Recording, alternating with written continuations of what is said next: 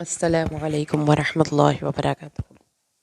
13 پارے کے کوئز کے آنسرس دیکھیے جی۔ سب سے پہلا کویسچن ہے ہمارا 54 آیت کریمہ سے لیا گیا، جس میں حضرت یوسف علیہ السلام جب قید خانے سے اب ان کی زندگی کا ایک اور دور کا آغاز ہو رہا ہے، یہاں پر حضرت یوسف کو قید سے نکال لیا گیا ہے۔ بادشاہ کا خواب جو تھا وہ ذریعہ بنا حضرت یوسف علیہ السلام کو قید سے نکالنے کا۔ حضرت یوسف علیہ السلام کو اللہ تعالیٰ فرماتے ہیں کہ جب ان کو وہاں سے نکالا گیا تو قرآن کے الفاظ ہیں کہ یہ ان کی امانت داری پر ایک بہت بڑی مہر ثبت ہو گئی، کیونکہ زلیخا نے بھی اس چیز کا اقرار کر لیا کہ حضرت یوسف علیہ السلام دیانت دار تھے، اور حضرت یوسف علیہ السلام نے بھی کہا کہ میں اپنے آپ کو کسی قسم کی برائی سے بری نہیں کر سکتا، کیونکہ جو نفس ہے وہ تو برائی ہی کی طرف آمادہ کرتا ہے، لیکن یہ ہے کہ اللہ تعالیٰ جس پر رحم کرے وہ اس کو اس برائی سے بچا لیتا ہے۔ اب ان کی جو ڈائلاگس ہیں آگے آپ دیکھیں تو بادشاہ کو اللہ تعالیٰ نے اتنا مروب کر دیا حضرت یوسف علیہ السلام سے کہ اب وہ ان کو کوئی عہدہ، کوئی وزارت آفر کر رہے ہیں۔ حضرت یوسف نے پھر وہاں پر زمین کے خزانوں پر اپنی شو کیا کہ مجھے یہ دے دیجئے، تو جس سے ہمیں یہ بھی پتہ چلتا ہے کہ جب آپ کو لگتا ہے کہ آپ کے پاس کسی کام کو کرنے کی ایبیلٹی ہے اور آپ کی یہ ایبیلٹی کسی صحیح سائٹ پہ یوز ہو سکتی ہے، تو کوئی خود سے کوئی عہدہ یا آفر لینے میں کوئی حرج نہیں ہے۔ حضرت یوسف کے کردار سے ہمیں یہ بات پتہ چلتی ہے۔ اور دوسری بات جو تھی، آپ کو بھی پتہ ہے کہ حضرت یوسف کے کردار کی جو خوبصورت امتیازی شان اس وقت ظاہر ہوئی تھی 10 سال کی قید کو یا 9 سال کی قید کو کاٹنے کے بعد، وہ تھا کہ وہ امانت دار تھے۔ تو حضرت یوسف کی اس امانت کی وجہ سے بادشاہ نے کوئی پس و پیش نہیں کیا، اس کو زمین کے خزانوں پر حکمران بناتے ہوئے، وہاں پر نگران بناتے ہوئے، اور حضرت یوسف علیہ السلام کو انسٹنٹلی ایک زبردست عہدہ مل گیا ہے مصر میں، جو اس سے پہلے وہ امیجن بھی نہیں کر سکتے تھے، اس بیک گراؤنڈ کے ساتھ جس بیک گراؤنڈ سے وہ وہاں پہ پلے بڑھے تھے، کہ وہ ایک غلام، خریدے ہوئے غلام تھے۔ تو لیکن ان کو ان کی انسٹنٹ عہدہ مل گیا، جس سے پتہ یہ چلتا ہے کہ زندگی میں کبھی کبھی یوں کایا پلٹ ہوتی ہے۔ صبر کرتے رہیں، جب اللہ تعالیٰ آپ کی زندگی میں چاہتا ہے تو ایسے کایا پلٹ ہوتی ہے کہ آپ کو فوراً جیسے دروازہ ہی کھل گیا ہو ان پر عطاؤں کا۔ تو پھر اس کے بعد ان کو زمین کے خزانوں کا مالک بنا دیا۔ اب یہاں پر آیت نمبر 56 میں آپ پڑھیں گے کہ وہ اس طرح سے وہاں پہ تصرف کرتا تھا گویا کہ ان کا اپنا گھر ہے، یعنی کہ وہ وہی بادشاہ ہے جو جس کو جہاں پہ جو چاہتے تھے وہ کر رہے تھے۔ اتنا ٹرسٹ بادشاہ اس پہ ان پہ کرنے لگ گیا تھا، اور اتنا ان کو اختیارات وہاں پہ مل گئے تھے کہ ان کی بات مانی جاتی تھی اور ان کی تدبیر پر عمل کیا جاتا تھا۔ تو اللہ تعالیٰ نے پھر آگے جو اس میں یہ سارا بتایا نا، اللہ تعالیٰ نے فرمایا کہ یوسف کو ہم نے زمین میں جگہ دی، وہ جہاں چاہتا تھا وہاں پر وہ جگہ پکڑتا تھا، کیونکہ ہم اپنی رحمت سے جس کو چاہتے ہیں یہ اجر نصیب کرتے ہیں۔ اور یاد رکھیے کہ جو احسان کرنے والے لوگ ہیں اللہ ان کا اجر ضائع نہیں کرتا۔ قرآن کے الفاظ ہیں وَلَا نُضِيعُ أَجْرَ الْمُحْسِنِينَ، جو بھی آپ نے نیکی کی ہے اس کا بدلہ آپ کو اللہ کے ساتھ ضرور دے گی۔ اچھا، اب حالات کافی بدل گئے، قحط سالی کے دور شروع ہو گیا، قرب و جوار سے لوگوں کے پاس کھانے کے لیے غلہ نہیں تھا۔ حضرت یوسف علیہ السلام نے جو ایک پلاننگ کی تھی کہ 7 سال کی گندم اور ان کی اپنے گرینز کو جو بھی ان کو سیو کیا ہوا تھا، نتیجتاً ارد گرد کے لوگ اپنی ریونیوز، اپنے پیسے لا کر ان سے وہ غلہ لے کر جاتے تھے۔ اب یہ شہرت ان کے آبائی شہر کنعان میں بھی پہنچ گئی، وہاں سے ان کے بھائی اب اپنا غلہ لے کر، اپنے کچھ پیسے لے کر، گھر کی پونجی لے کر اب ان سے غلہ خریدنے آئے ہیں۔ حضرت یوسف نے ایک رول سیٹ کیا ہوا تھا کہ جتنے لوگ آئے ہیں اتنے ہی اونٹ بھر کر ان کو غلہ دیا جائے گا، یعنی اس سے زیادہ اگر وہ پے بھی کریں گے تو ان کو نہیں دیا جائے گا۔ اب حضرت یوسف کے بھائی جب آئے تو حضرت یوسف نے ان کو پہچان لیا، جس سے معلوم یہ ہوتا ہے کہ حضرت یوسف علیہ السلام کو بہت چھوٹے نہیں تھے کہ ان کا میموری جو ہے وہاں ان میں ان بھائیوں کی شکلیں سیف نہ ہوں۔ حضرت یوسف کی ایج اس سے آپ ڈٹرمن کر سکتے ہیں کس ایج میں انہوں نے ان کو پھینکا ہوگا۔ حضرت یوسف نے اپنے بھائیوں کو پہچان لیا، ان کو پتہ چل گیا کنعان سے آئے ہیں یہ اور یہ میرے بھائی ہیں۔ اب سارا سلسلہ وہاں پہ ہو گیا، انہوں نے ان سے غلہ خرید لیا، سارا کچھ ہو گیا. پھر اس کے بعد انہوں نے اپنے نوکروں سے کہا، اپنے ملازموں سے کہا حضرت یوسف نے کہ جب یہ جانے لگیں گے تو ان کے کجاووں میں ان کی پونجی لوٹا دینا. اور حضرت یوسف نے ان سے یہ بھی بولا کہ جب آپ واپس آئیں گے میرے پاس تو اپنے بھائی کو ضرور لائیے گا، جو آپ کا ایک بھائی رہ گیا ہے. وہ 10 آئے تھے، چھوٹے بھائی بنیامین کے وہ ساتھ نہیں لائے تھے. اور انہوں نے کہا کہ آپ کو پتہ ہے کہ دیکھیں حضرت یوسف کی نے اپنے بارے میں جو بتایا وہ یہ نہیں بتایا کہ میرے پاس یہ عہدہ ہے، یہ مال ہے، یہ حکمرانی ہے. حضرت یوسف نے کہا دیکھیں میرے پاس ایک امانت داری ہے اور اچھا اخلاق ہے اور میں خوب مہمان نواز ہوں. یہ ہے وہ کوالٹیز جو کہ اللہ کو پسند ہے. میں ناپ پورا دیتا ہوں اور میں بہترین مہمان نواز ہوں، تو کسی کو اس کا حق نہیں میں رکھتا. اور میری عادت ہے کہ میں آنے والوں کے ساتھ اچھی مہمانی کا مظاہرہ کرتا ہوں. حالانکہ وہ ان کی کوئی فرینڈز نہیں تھی، وہ ان کی کوئی ریلیٹیوز نہیں تھے، وہ دوسرے ملکوں سے آئے ہوئے کچھ لوگ تھے جن کے ساتھ حضرت یوسف علیہ السلام میں اچھی مہمانی کا برتاؤ کر رہے ہیں. جس سے ہمیں یہ پتہ چلتا ہے کہ جو پبلک آفس ہولڈرز ہوتے ہیں نا، ان میں کچھ لوگ ہوتے ہیں جن کی پبلک ڈیلنگز بہت ہوتے ہیں، جیسے پاسپورٹ کے آفس ہو گئے، جیسے یہ نادرا کے آفس ہو گئے جہاں پہ کہ لوگوں نے جا کر اپنے شناختی کارڈ بنوانے ہیں، اس طرح سے اور کوئی جگہیں.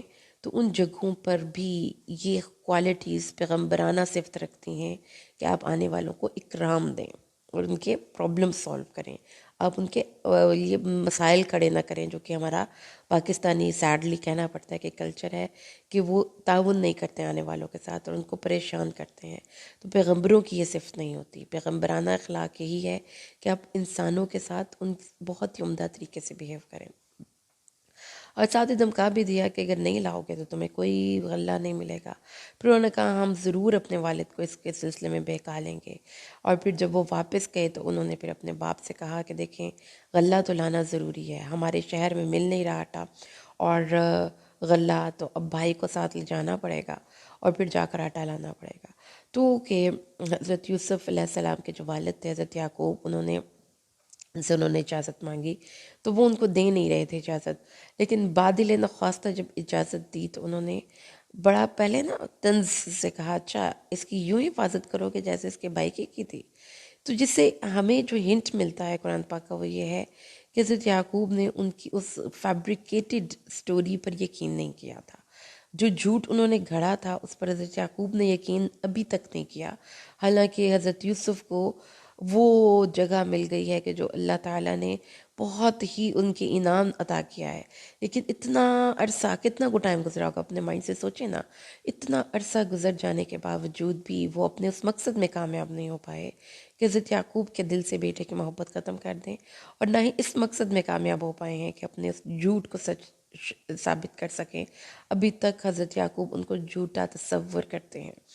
انہوں نے کہا یہ دیکھیں ابا جان، یہ ہمارے پیسے بھی ہمیں واپس آ گئے ہیں، اب اور ہمیں کیا چاہیے؟ ہم نے پیسے بھی واپس آ گئے، ہمارے پاس غلہ بھی آ گیا. کیوں واپس کیے تھے؟ کیونکہ حضرت یوسف علیہ السلام کا تصرف اس آفس پہ، ان کی اتھارٹی ذرا چیک کریں جس آفس میں اس وقت وہ ہیں، کہ ان کو کوئی کسی سے روک ٹوک نہیں، نہ ہی کسی کے سامنے کوئی جواب طلبی ہے. کس کو غلہ وہ پیسوں کا دے رہے ہیں، کس کو بغیر پیسوں کے دے رہے ہیں. تو وہ مقام پانے کے لیے حضرت یوسف نے بہت صبر سے کام لیا.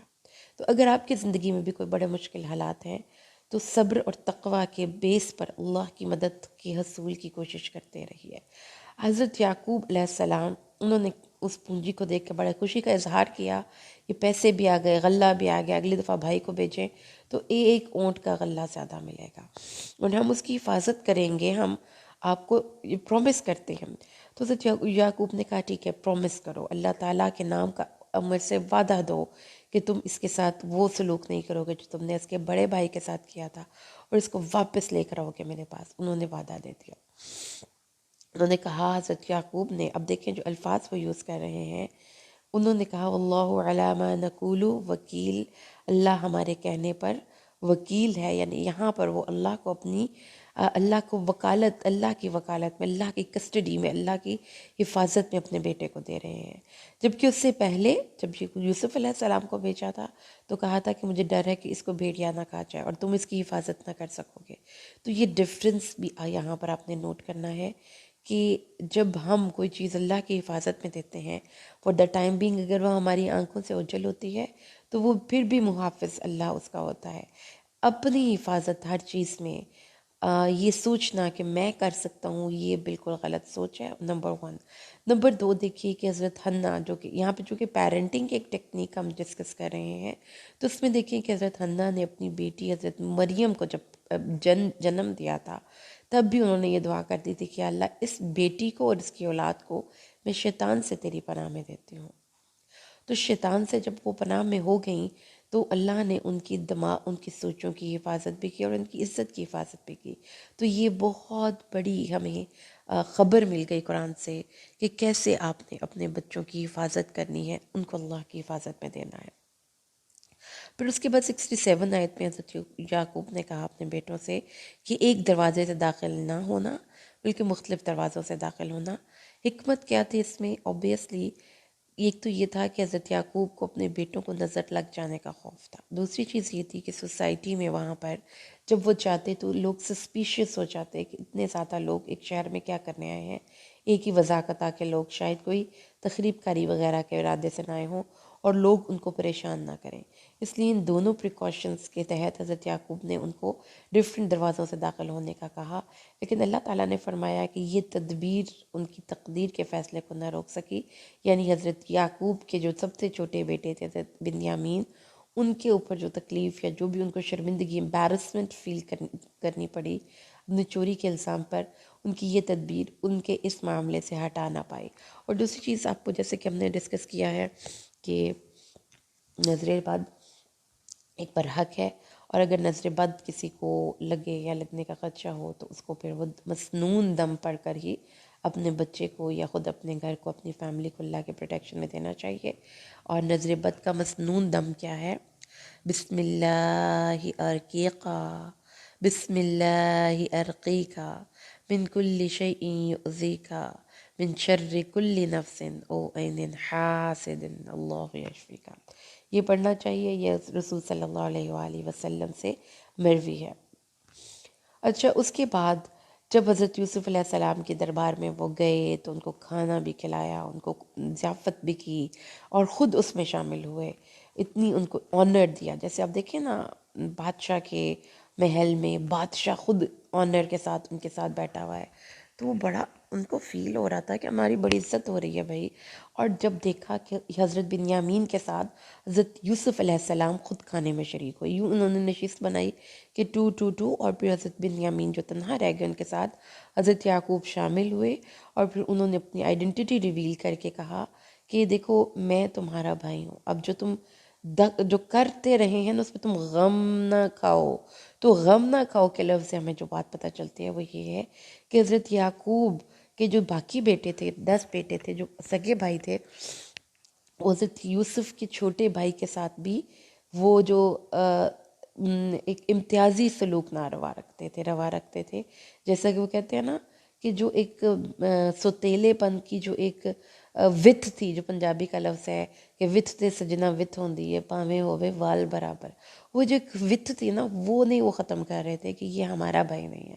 تو اس لیے حضرت یوسف نے بجائے اس کے کہ ان کی چغلیاں سنیں اور یہ کہیں کہ تم غم نہ کھاؤ، اللہ نے تمہارے بھائی کو بڑا نوازا ہے، اب تمہارے صبر کے دن ختم ہو گئے ہیں، اب تم دیکھو میں کرتا کیا ہوں، تمہیں میں اپنے پاس رکھوں گا اور ان کے ساتھ ہی نہیں جانے دوں گا. اب دیکھیں کہ ہوا یہ کہ پھر حضرت یوسف علیہ السلام نے ایک سکیم لڑائی، کیونکہ وہ بھی سکیم کے ذریعے ہی ان کو رکھ سکتے تھے. پھر اللہ تعالیٰ نے ان کے دماغ میں ایک سکیم کیا ڈالی کہ ان کو ان کے سامان میں، ان کی جو بھی ان کا بوری تھی جس میں وہ انہوں نے رکھا ہوا تھا وہ غلہ اناج وغیرہ، اس میں ایک سونے کا پیالہ جو بادشاہ کے استعمال میں ہوتا تھا، یا تو وہ اس سے اس کو لوگوں کو پیمانہ بھر کے دیتا تھا یا اسے پانی پیتا تھا، واٹ ایور، وہ انہوں نے حضرت بنیامین کے سامان میں ان کے ملازموں نے رکھ دیا. اور جب وہ قافلہ وہاں سے نکلا تو ایک پکارنے والے نے منادی کی، قافلے والو تم چور ہو. حضرت یوسف کو یہ پتا تھا کہ میرے علاقے میں، یعنی جہاں سے ان کے بھائی آئے تھے کنعان میں، وہاں پر چور کو جس کی اس نے سامان چوری کیا ہوتا تھا اس کی کسٹڈی میں دے دیتے تھے کہ وہ اس کو اس کی نوکری شوکری کرے، اس کی خدمت کرے، تاکہ اس کو اس کا اپنی چوری کا نقصان معلوم ہو۔ تو ان کے جو بادشاہ کا قانون تھا، دین الملک تھا، اس میں چور کی سزا یہ نہیں تھی۔ حضرت یوسف کو پتہ تھا کہ یہ سزا کنعان میں ہے، یہ سزا وہاں پہ لوگ دیتے ہیں، اور اس طرح سے انہوں نے پھر یہ سکیم لڑائی کہ یہ پیالہ جب ہم دے دیں گے، اس کے سامان سے نکل آئے گا تو اس کے بعد پھر ہم اس کو جانے نہیں دیں گے۔ اور چلاکی سے انہوں نے کہا کہ بھئی دیکھو سامان گم گیا ہوا ہے، اب بتاؤ کہ اس کی سزا کیا ہے۔ قافلے والے کنعان سے آئے تھے، انہوں نے کہا جی ہمارے علاقے میں تو سزا یہی ہوتی ہے کہ جو سامان چوری کرتا ہے وہ رہ جاتا ہے، بعد اس کی خدمت کرتا ہے، اس کی غلامی کرتا ہے 1-2 سال، اور پھر اس کے بعد اس کو چھوڑ دیتے ہیں۔ تو انہوں نے کہا ٹھیک ہے، پھر یہی سزا ہم بھی دیں گے جو تمہارے علاقے میں ہے، اب سامان میں پیالہ ڈھونڈو۔ انہوں نے کہا نہیں نہیں، ہم چور نہیں ہیں، ہم اس لیے تھوڑی آئے ہیں یہاں پہ کہ ہم چوری کریں۔ انہوں نے کہا دیکھو ہمیں بادشاہ کا سامان میں بادشاہ کا پیالہ گم تو ہوا ہے، اب ڈھونڈنا ہے ہم نے۔ لہٰذا انہوں نے جب ڈھونڈنا شروع کیا، سب سے پہلے بھائیوں کے کجاووں کو چیک کیا، لاسٹلی وہ بنیامین کے کجاوے کو چیک کیا۔ جب بنیامین کے سامان سے وہ نکل آیا تو اس وقت اب دیکھیں کہ سچویشن کیا ہے۔ چھوٹا بھائی ہے، بڑے بھائی ساتھ گئے ہوئے ہیں، اور سامان سے وہ پیالہ نکل آیا۔ تو اب دیکھیں کہ مس انڈرسٹینڈنگ بھی ہو سکتی ہے، غلطی سے بھی رکھا جا سکتا ہے۔ وہ اپنے بھائی کو ڈیفینڈ کرنے کی بجائے اپنے بھائی پر الزام تراشی اور ان کو طعن و تشنی کا نشانہ بنانے لگے، جس سے آپ ایک واقعے سے اندازہ لگا لیں کہ وہ اپنے بھائی سے کیسا سلوک کرتے ہوں گے۔ انہوں نے کہا بھئی چور کا بھائی ہے تو چور ہی ہوگا نا۔ یعنی اتنا عرصہ گزر گیا تھا حضرت یوسف کو وہاں سے گئے، تو نہ حضرت یعقوب کے دل سے ان کی محبت ختم ہوئی ہے، نہ برادران یوسف کے دل سے اس کی جیلسی اور حسد ختم ہوا ہے، اور ان کے طرز تخاطب سے پتہ چلتا ہے کہ وہ اپنے اس بھائی سے ابھی بھی گڈ ٹرمز پہ نہیں ہے۔ انہوں نے کہا کہ اس نے چوری کی ہے تو اس کے بھائی نے بھی کی تھی۔ کیا واقعہ ہوا تھا؟ حضرت یوسف، جیسا کہ آپ کو پتہ ہے ان کی والدہ بچپن میں فوت ہو گئی تھیں، تو ان کی پھپھو نے ان کی تربیت کی تھی، اور جب ان کی واپسی کے دن قریب آ گئے تو پھپھو نے اپنا کوئی ان کی کوئی اظہار اس طرح سے کوئی پٹا یا گلے کا یا سر کا دوپٹہ اس طرح سے کوئی چیز ان کے سامان میں رکھ دی تھی، اور جب وہ جانے لگے تو انہوں نے کہا تھی یہ تو اس کے پاس تو میرا سامان برآمد ہوا ہے، اس لیے مزید 1-2 سال میرے پاس رہے گا۔ اس طرح سے ان کی پھپھو نے اپنے پاس رکھنے کے لیے اسکیم لڑائی تھی، لیکن اس بات کو بھی برادران یوسف نے بخشا نہیں، بلکہ اس کو بھی طعنہ دے دیا۔ پھر اس کے بعد دیکھیں تو انہوں نے جب سارا ان کو بنا لے لیا واپس، تو اب وہ ان سے ریکویسٹ کرنے لگے کہ دیکھیں جناب سر، دیکھیں آپ ہماری بات سنیں، ہم میں سے کسی کو پکڑ لیں، ہمارے بھائی کو جانے دیں۔ تو حضرت یوسف وہاں پر سخت ہو گئے، انہوں نے کہا ایسا تو نہیں ہو سکتا، چوری جس نے کی ہے رہے گا بھی وہی آپ جا سکتے ہیں۔ جب انہوں نے بڑے ترلے کیے کہ بادشاہ کسی طریقے سے ہماری بات مان لے، اور حضرت یوسف نے نہیں مانی، پھر وہ علیحدہ ہو کر سرگوشیاں کرنے لگے، کہنے لگے کہ ابا جان سے پہلے ہم نے وعدہ کیا تھا، اور جو یوسف کے معاملے میں ہم سے کوتاہی ہو گئی اس کے بعد ابا جان ہم پر بالکل بھی ٹرسٹ نہیں کرتے۔ اب کیا کریں، ایسا ہی کرتے ہیں کہ جا کر ان کو سچ بتا دیتے ہیں، کیونکہ جانا تو ہے، ضروری ہے، پتہ نہیں کتنی دیر وہ ہمارا بھائی قید میں رہے۔ اب وہ چلے گئے اپنے ابا جان کے پاس، ابا جان کے پاس جا کر انہوں نے ساری واقعہ سنایا، اور بار بار قسمیں کھاتے رہے۔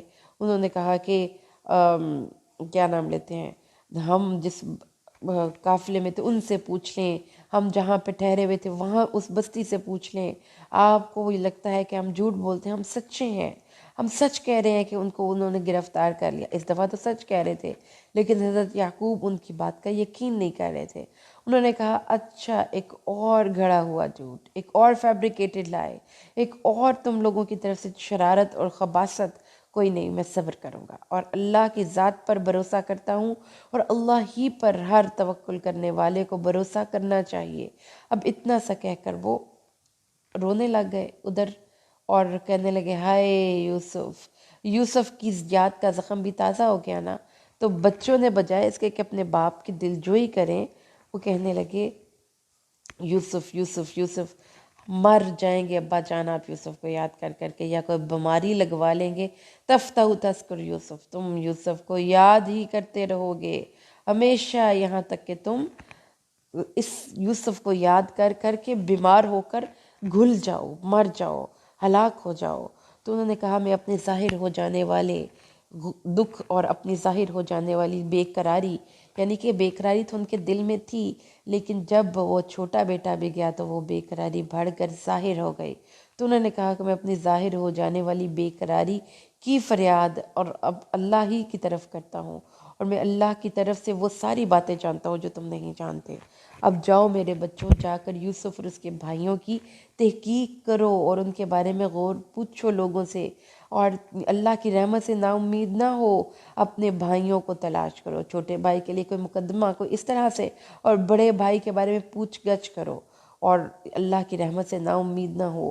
اور یہ ہے باپ کی اپنے بچے کو نصیحت کہ دیکھو کتنے بھی مشکل حالات کیوں نہ ہو جائیں، ہمت کرو، اللہ کی ذات پہ بھروسہ کرو اور کوشش کرو۔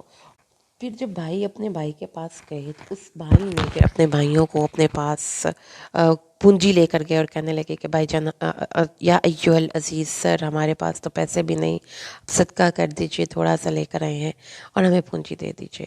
یہ ان کی قسم پسری کو دیکھ کر حضرت یوسف کا دل پسیج گیا، پھر انہوں نے اپنی آئیڈینٹی ریویل کر دی۔ انہوں نے کہا دیکھو تمہیں یاد ہے کہ تم نے اپنے چھوٹے بھائی یوسف کے ساتھ کیا کیا تھا جب تم جاہل تھے؟ تب ان کی حیرانی کا ٹائم تھا، ہکا پکا رہ گئے، منہ کھلے کا کھلا رہ گیا۔ انہوں نے کہا کیا تم یوسف ہو؟ انہوں نے کہا جی ہاں میں یوسف ہوں، اللہ نے مجھ پر احسان کیا، جب کہ میں نے اللہ تعالیٰ نے مجھ پر احسان کیا۔ اور کیا انہوں نے کہا جس نے تقوی اور صبر کی روش کو نہیں چھوڑا تو اللہ ایسے محسنین کا جزایا نہیں کرتا۔ تو انہوں نے کہا اللہ کی قسم، اللہ نے تمہیں ہم پر فوقیت دی ہے، دنیاوی اعتبار سے بھی، اخلاق کے اعتبار سے بھی، صبر کے اعتبار سے بھی، اور اللہ تعالیٰ کی عطاؤں کے وصول کرنے کے اعتبار سے بھی ہم خطا کار تھے۔ انہوں نے اب سوری کیا۔ اللہ تعالیٰ نے حضرت یوسف کے صبر کا دیکھیں کیسے ان کو بدلہ دیا کہ حضرت یوسف علیہ السلام کے سامنے وہ مجرم سر جھکائے کھڑے ہیں۔ انہوں نے کہا کہ کوئی بات نہیں، آج تم پر کوئی باز پرس نہیں، اور آج میں بھی اللہ سے بھی دعا کرتا ہوں کہ اللہ بھی تمہیں معاف کر دے۔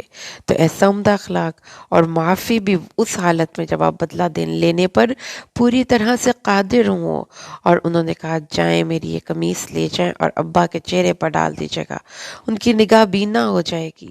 جب یہ سب ہو گیا ادھر، اور واپس کنعان میں کیا ہو رہا ہے، قافلہ ابھی نکلا ہے مصر سے، تو حضرت یعقوب کو اپنے بیٹے کی خوشبو آ گئی۔ انہوں نے کہا یوسف کی خوشبو آتی ہے۔ کیسا وہ اپنا باپ بیٹے سے محبت کرتے تھے کہ اپنے بیٹے کی خوشبو تک ان کے دماغ میں فریش تھی اتنے سالوں کے بعد۔ انہوں نے کہا یوسف کی خوشبو آتی ہے، اگر تم یہ نہ کہو کہ بڈھا سٹیا گیا ہے، کیونکہ پہلے بھی آپ نے پڑھا ہے نا پچھلے پیجز میں کہ وہ اپنے باپ کو ڈانٹ رہے ہیں کہ آپ یہاں ہر وقت یوسف کو یاد کرتے رہتے۔ انہوں نے کہا ابھی بھی تم مجھے یہی کہو گے، لیکن مجھے تو یوسف کی خوشبو آتی ہے۔ اور پھر انہوں نے کہا، جواب انہوں نے یہ دیا، وہی پرانا وہم، ابا جان آپ کا یوسف یوسف، حتیٰ کہ وہ خوشخبری دینے والا آیا، باپ کے چہرے پر وہ قمیص ڈالی، اللہ نے اپنی رحمت سے ان کی آنکھوں کو روشن کر دیا اور وہ نظر آنے والا ان کی آنکھیں بنا دیں۔ انہوں نے کہا دیکھو میں نے تمہیں پہلے ہی نہیں کہا تھا کہ میں اللہ سے متعلق وہ باتیں جانتا ہوں جو تم نہیں جانتے، اللہ کی طرف سے۔ اب وہ حضرت یوسف علیہ السلام کے جو بھائی تھے، انہوں نے برادران یوسف، انہوں نے اپنے باپ سے کہا کہ ہمارے لیے بخشش کی دعا کیجیے، ہم خطا کار تھے۔ تو حضرت یعقوب نے ان کے لیے دعائے رحمت کی، اور انہوں نے کہا میں اب بھی کرتا ہوں، میں بعد میں بھی کروں گا، اور اللہ بخشنے والا رحم کرنے والا ہے۔ یہ قتل وہ کر چکے تھے، لیکن پھر جب توبہ کر لی تو حضرت یعقوب کی زبان سے اللہ نے بتایا کہ اگر تم سچے دل سے توبہ کر لو تو اللہ تعالیٰ تمہیں بخش دے گا اور تمہارے رحم فرمائے گا۔ اور اب وہ چلے گئے حضرت یوسف کے پاس۔ حضرت یوسف کے پاس جب وہ داخل ہوئے تو حضرت یوسف نے اپنے والدین کو اپنے ساتھ تخت پہ بٹھا لیا، اور اپنے بھائیوں کو، ان کے بھائی ان کے سامنے سجدے میں گر گئے۔ تو حضرت یعقوب، حضرت یوسف اور ان کی والدہ یہ تھے جو تخت پر تھے۔ تو حضرت یعقوب علیہ السلام، حضرت یوسف نے کہا کہ اللہ اے ابا جان، یہ میرے اس خواب کی تعبیر ہے جو میں نے کہیں بچپن میں دیکھا تھا، اور یہ اس وجہ سے اللہ تعالیٰ نے اس کو سچ کر دکھایا۔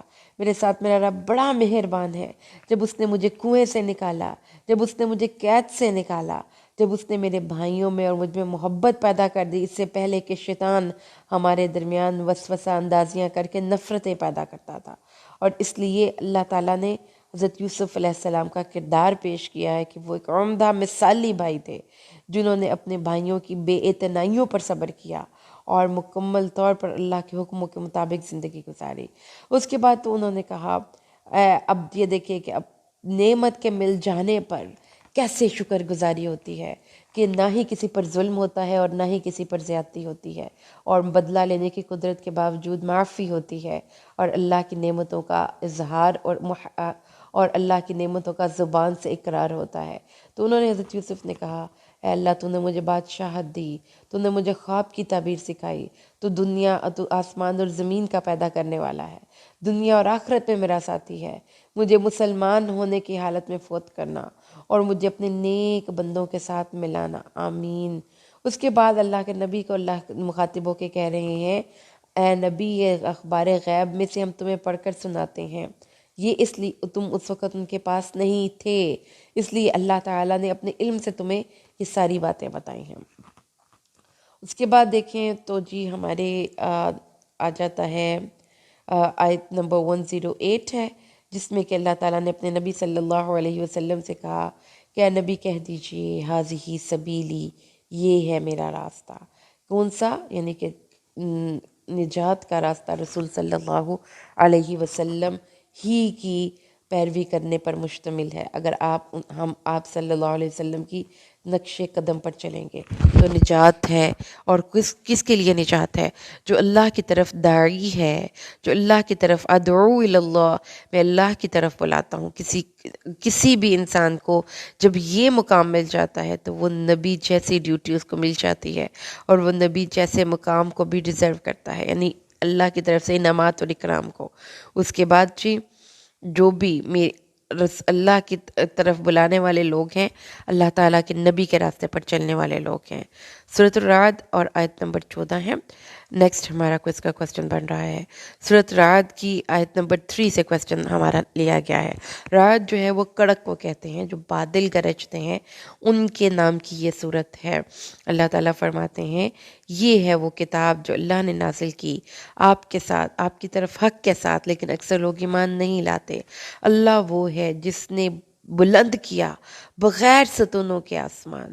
اللہ تعالیٰ کی کاریگری اور اس کی ذات کا تعارف کے طور پر اس آسمان کی وسعت، بلندی، اس کا حسن، اس کی خوبصورتی، اس کی توازن، اور یہ کہ آسمان ایک کینوپی ہے، اس کو دیکھ لیں۔ یہ آسمان کو تھامنے والا اللہ ہے۔ زمین، جس آسمان جو بغیر ستونوں کے ہے، وہ اللہ جو آسمان پر موجود ہے، عرش پر مسخر ہے، ہر ایک مقرر وقت کے لیے چل رہا ہے، وہ ہر کام کی تدبیر کرتا ہے، کھول کھول کر آیات بیان کرتا ہے تاکہ تم یقین رکھو کہ تم اپنے رب سے ملنے والے ہو۔ اللہ تعالیٰ نے آگے فرمایا وہ ذات جس نے زمین کو پھیلایا، آسمان کو بلند کیا بغیر ستونوں کے، زمین کو پھیلایا، زمین کو صرف پھیلایا نہیں، اس میں پہاڑ اور ندیاں بنائیں، اس میں تمام پھلوں سے ایک ایک جوڑا اور دو دو قسم کا بنایا، جوڑے بنائے اور ہر پھل کی قسمیں بنائیں۔ وہ رات کو دن پر اوڑھا دیتا ہے، بے شک اس میں ان لوگوں کے لیے بہت سی نشانیاں ہیں جو غور و فکر کرتے ہیں۔ اور پھر زمین ہی کی خوبصورتی پر اللہ نے کمنٹری کی ہے، زمین کی ڈسکرپشن دی ہے۔ زمین میں مختلف قطعے ہیں جو ایک دوسرے سے متصل ہیں، اور اس میں کھیتی ہے، کھجور کے درخت ہیں، کئی تنوں والے بھی اور ایک تنے والے بھی، جنہیں ایک ہی پانی سے سیراب کیا جاتا ہے، یعنی ان کو پانی ایک ہی ملتا ہے لیکن کسی کا رنگ، ذائقہ، تاثیر، یہ سب مختلف ہیں۔ اور ہم نے بعض پھل کو بعض پر اس کے ذائقے کی وجہ سے اور اس کی افادیت کی وجہ سے فوقیت دی ہے۔ بے شک اس میں ان لوگوں کے لیے بہت سی نشانیاں ہیں جو سمجھتے ہیں، اور اگر تمہیں تعجب ہو تو ان کا کہنا بہت عجیب ہے کہ جب ہم مر جائیں گے اور مٹی ہو جائیں گے تو کیا ہم واقعی ایک نئی پیدائش میں کھڑے ہوں گے؟ یہی لوگ ہیں جنہوں نے اپنے رب کا انکار کیا، یہی ہیں جن کی گردنوں میں توق ہوں گے اور یہی آگ والے ہیں اور اس میں ہمیشہ رہیں گے، کیونکہ یہ اللہ کے ساتھ اپنے تعلقات کو ٹریک پہ نہیں رکھتے. ٹھیک ہے، یاد رہیے یہ بات. اللہ کے ساتھ اپنے تعلق کو ہر صورت درست ٹریک پہ رکھیے. اس کے بعد دیکھیں، ظلم اللہ کو نہیں پسند، خواہ وہ انسانوں کے ساتھ ہو، خواہ وہ کسی دوسرے انسان کے ساتھ ہو. یا اللہ تعالیٰ کو اس کا حق، اللہ کا حق اس کو نہ دینے والے اللہ کو پسند نہیں. آیت نمبر 8 پہ آ جائیے.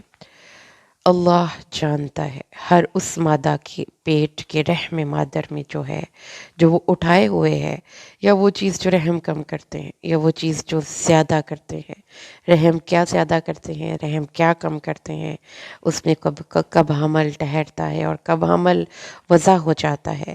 ہر چیز اس کے ہاں ایک اندازے سے ہے. کس کے پاس؟ وہ اللہ جو عالم الغیب والشہادہ ہے، ہر چھپی اور ظاہر چیز کا جاننے والا، بلند، بہت بڑا، برابر ہے. اب اللہ تعالیٰ نے اپنی ذات میں ایک چیز دیکھیں، اس کی ذات کی وسعت، اس کی عظمت، زمین و آسمان کو دیکھیں، اللہ تعالیٰ کی پھر علم کی وسعت دیکھیں، اس کی اللہ تعالیٰ کی آگے تو اللہ نے فرمایا کہ پھر اس کے علم کی وسعت کیا ہے. تم چھپا کر بات کرو، ظاہر کرو، یا اس کو ظاہر کر دو یا چھپاؤ. اور پھر برابر ہے جو دن کو چل رہا ہو، جو رات کو چل رہا ہو، دن کو چھپا ہوا ہو، رات کو چل رہا ہو. دن رات اس کی نظر میں کوئی وقت نہیں. آپ کی جب بات اس نے ریکارڈ کرنی ہے، دیکھنی ہے، سمجھنی ہے، تو اس میں اندھیرا یا اجالا کوئی معنی نہیں رکھتا. تو اس طرح سے پھر آگے اللہ تعالیٰ نے فرمایا کہ اس کے پہرے دار ہیں. اللہ تعالیٰ نے انسانوں کے لیے ان کا ایک سسٹم کے تحت ان کو مینیج کیا ہوا ہے. انسانوں کے آگے اور پیچھے پہرے دار ہیں جو اللہ کے حکم سے اس انسانوں کی حفاظت کرتے ہیں. اللہ کسی انسان کو کی حالت کو نہیں بدلتا جب تک کہ وہ اپنے آپ کو اس کام کے لیے کوالیفائی یا ڈسکوالیفائی نہیں کر لیتے. نیکی کے راستے پر چلنا ہے، اللہ کے انعامات لینے ہیں، خود کوالیفائی کرنا پڑے گا. اللہ تعالیٰ نے انعامات دیے ہیں، ان انعامات کو سسٹین رکھنا ہے، کوالیفائی کرنا پڑے گا.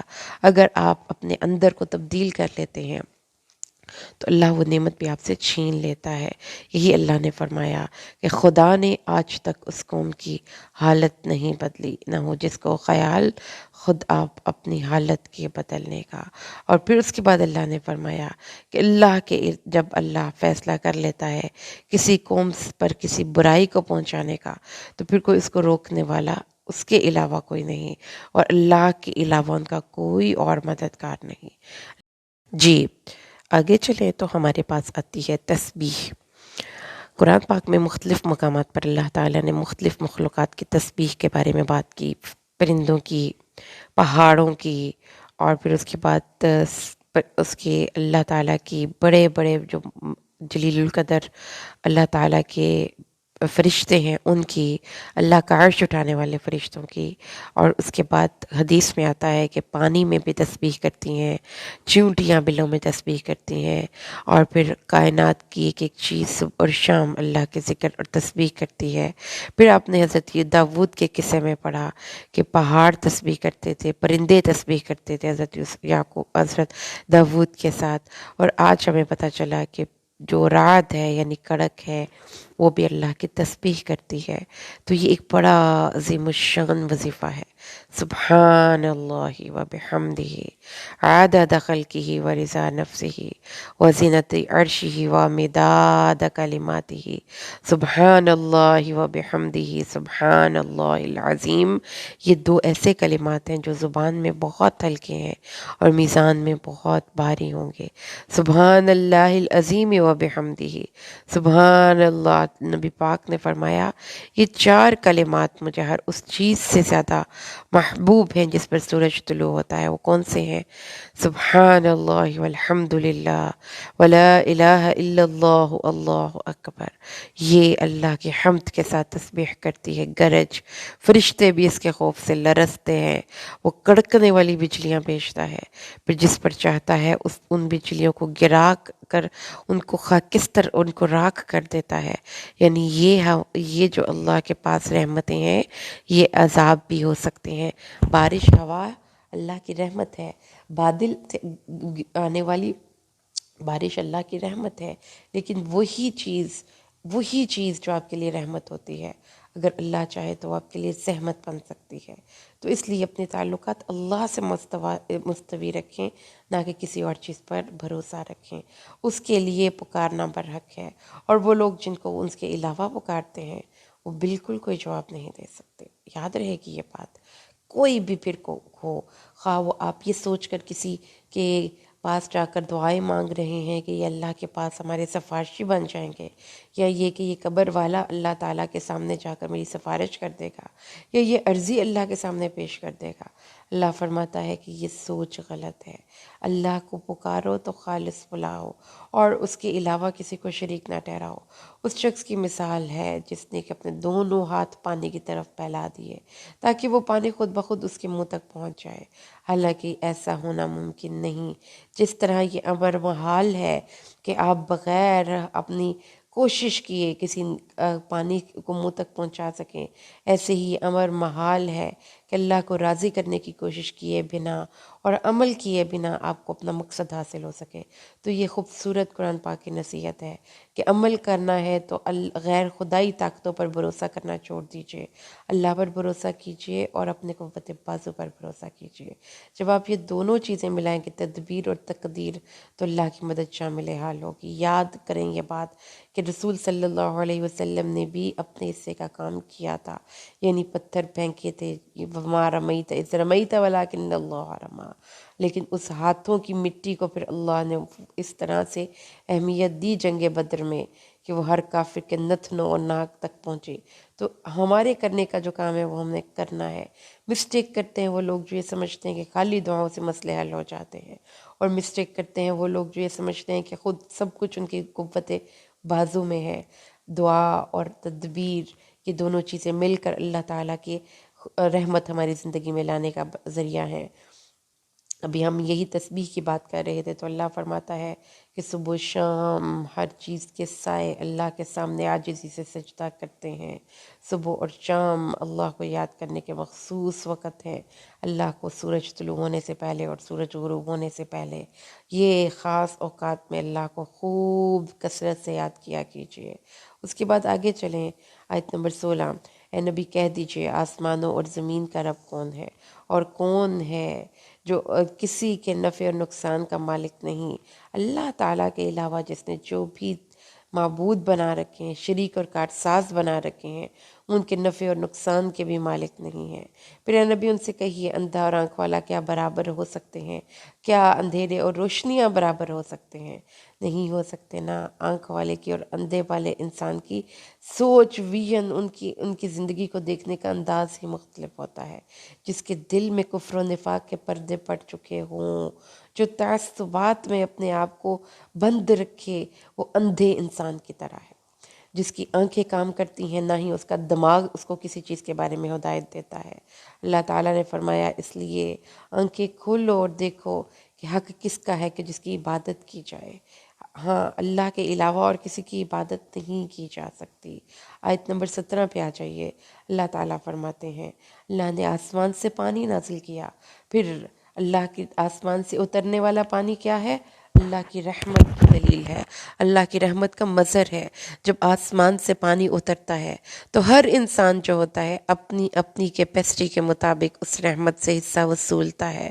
کچھ لوگ ہوتے ہیں جن کے اوپر تیزی سے ابھرنے والی جھاگ آ جاتی ہے، یعنی اس رحمت کے استعمال کو، اللہ کی نعمتوں کو وہ صحیح طریقے سے استعمال نہیں کرتے، بلکہ اس کو تیزی میں گنوا دیتے ہیں، اس کے اوپر جھاگ آ جاتی ہے۔ اور کچھ لوگ ہوتے ہیں جو خاموشی سے میڈیٹیشن کرتے ہیں، اپنی ذات کے اندر ہی وقار پیدا کرتے ہیں، اندر ہی اندر اپنی تبدیلی پیدا کرنے کی کوشش کرتے ہیں۔ تو جو موتی ہوتے ہیں وہ انسان کے اندر جا کے کہیں ٹھہر جاتے ہیں، تو جو اوپر نظر آنے والی چیز ہے وہ ختم ہو جائے گی۔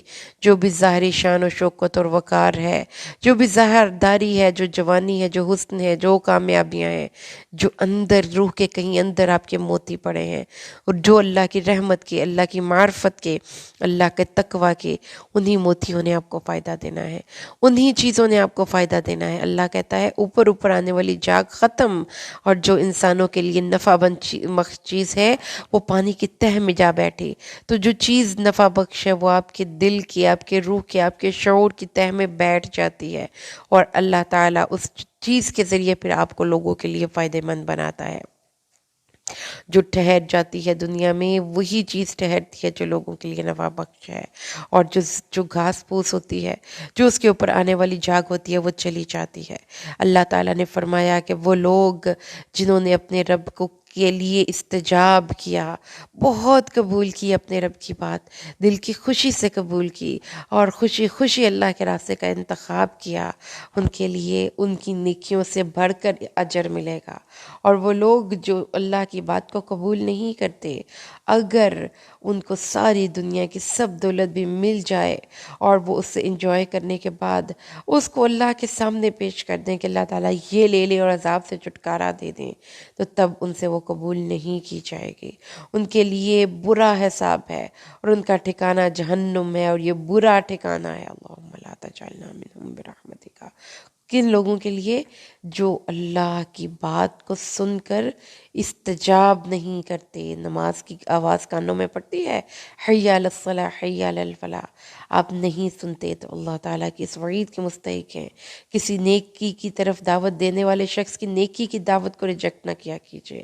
آگے چلیں، اللہ نے آیت نمبر 28 میں ارشاد فرمایا ہے، آگے درمیان میں بہت سا واقعہ ہے جس میں کہ اللہ تعالیٰ نے پھر نیک یا اولو الالباب لوگوں کی، عقل مند لوگوں کی، جن کی عقلیں سلیم ہوتی ہیں، جن کی عقلوں میں کوئی ٹیڑھا پن یا کوئی بھی بیوقوفی والی سوچ نہیں آ سکتی، ان لوگوں کی خصوصیت بیان کرتے ہوئے فرمایا ہے کہ ان لوگوں کے اندر یہ ایک برکتیں کیسے آتی ہیں، کیونکہ وہ اللہ کے ساتھ کیے گئے اپنے وعدوں کو پورا کرتے ہیں اور اپنے وعدے نہیں توڑتے، وہ کوئی بھی وعدہ کیوں نہ ہو، کیونکہ اللہ تعالیٰ نے یہ خوبصورت صفت بتائی ہے کہ مومن ہائیلی کمیٹڈ ہوتا ہے۔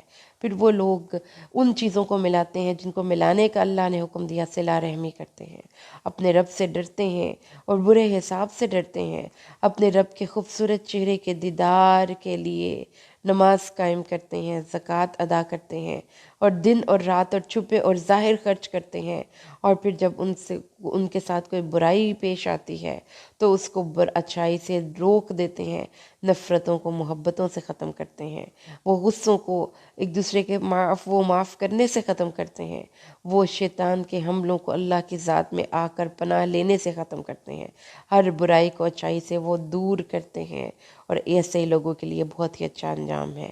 آگے اللہ فرماتا ہے، اور جنات عدن، عدن کے باغات، عدن کے باغات، جن کو ایسے باغات، عدن کے کون سے باغات ہیں؟ عدن جنت کا ایک مقام ہے جس میں کہ ان کے تمام پیاروں کو اس مقام پر اکٹھا کر دیا جائے گا، خواہ وہ باپ ہوں، گھر والے ہوں، اولاد ہوں۔ مومنین کو یہاں پر فیملی گیدرنگز ملیں گی تاکہ ان کی آنکھیں ان کے ساتھ ٹھنڈی ہو جائیں، اور اونچے اور نیچے درجے والے سب جنتی اس عدن کے مقام پر دعوت کھانے کے لیے، فیملی گیدرنگ کے لیے اکٹھے ہوں گے، اور اللہ تعالیٰ نے ان کی اولاد کو بھی، کم درجے والی اولاد کو، سب کو اکٹھا کر دے گا، اور پھر فرشتے داخل ہوں گے ہر دروازے سے سلوٹ کرتے ہوئے، اور کہیں گے، کیا کہیں گے؟ اللہ تعالیٰ نے فرمایا عدن کے باغات جن میں کہ ان کے باپ، ان کے بھائی، ان کی اولادیں، ان کی بیویاں، وہ سب جنہوں نے نیک اعمال کیے یہاں پر اکٹھے ہوں گے، پھر وہاں پہ فرشتے سلوٹ کریں گے، سلام علیکم بما صبرتم، اس صبر کے بدلے میں جو تم پر سلامتی ہو، صبر۔ اللہ رسول صلی اللہ علیہ وسلم نے فرمایا، کیا تم جانتے ہو کہ اللہ کی مخلوق میں سے جنت میں سب سے پہلے کون سے لوگ جائیں گے؟ انہوں نے کہا اللہ اور اس کا رسول بہتر جانتے ہیں۔ فرمایا اللہ کی مخلوق میں جنت میں سب سے پہلے فقراء اور مہاجرین داخل ہوں گے، جن کے ذریعے سرحدیں محفوظ کی جاتی تھیں اور ناپسندیدہ حالات سے بچا جاتا تھا، اور ان میں کوئی فوت ہوتا تو اس کی دلی خواہش اس کے سینے میں ہی باقی ہوتی تھی۔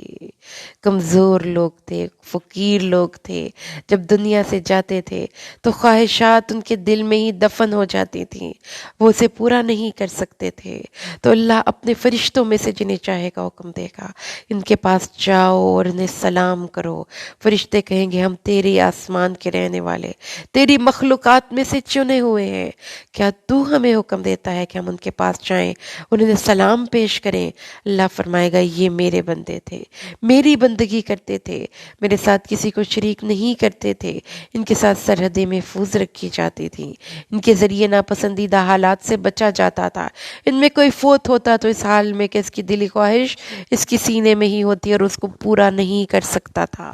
پھر آپ نے فرمایا چنانچہ فرشتے اس وقت ان کے پاس آئیں گے اور ہر دروازے سے ان کے پاس داخل ہوں گے اور کہیں گے سلام ہو تم پر، اس بدلے میں جو تم نے صبر کیا تو سو اچھا انجام ہے اس گھر کا۔ اس لیے اللہ تعالیٰ نے فرمایا انما یوفی الصابرون اجرهم بغیر حساب۔